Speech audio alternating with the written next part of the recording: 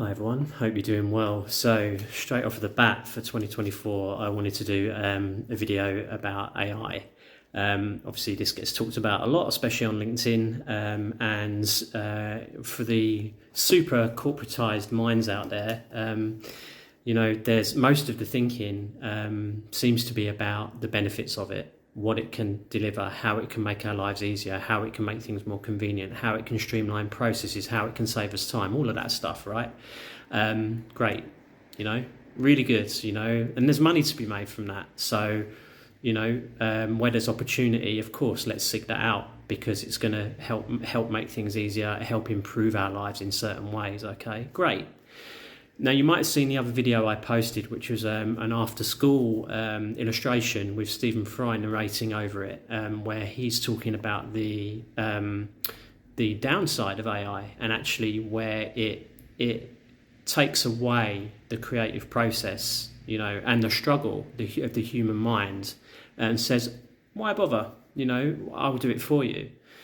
But if you've seen it, I recommend you watch it. It's really, really good. It's basically saying, we have a choice, and sometimes the creative struggle and generally the struggle in life can actually take us places, and deliver rewards that we just would never know about, and I believe that that's actually a crucial and essential part of life. And, it's a very soulful experience that's sometimes quite difficult, but it's rewarding over time. And for me, with AI, yes, we should have things more convenient, and yes, we should, identify weaknesses, in process or, product or whatever, but there's definitely a downside to it. And I think he's right. It's the erosion of the soul. It's the erosion of the world's soul. And that's what artificial intelligence, is really, accelerating, in my view. So I'm not here to say AI is the worst thing ever and we should be, running away from it.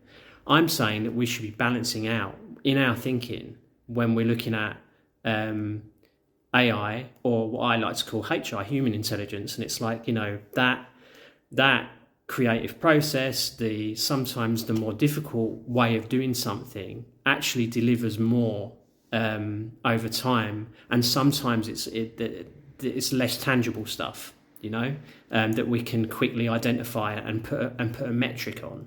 But actually, over time, it actually does more for us. And so there's this whole soulful versus soulless, conversation that goes on. But really, there's a deeper thing for me with this, which is when we are thinking about the effect on the end user or the consumer or the everyday person in the street. And I talk about this with other people when I do these kind of talks. What's our direction of travel?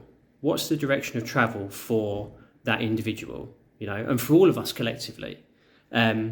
Is it towards more autonomy, more health, increased well-being and vitality, and hopefully a happier life, right? I think that's what we all aspire to. And in our business interactions, that's what we speak to, I think, a lot of the time. We're here to make an improvement. We want to make it better. We want to do our thing to improve things.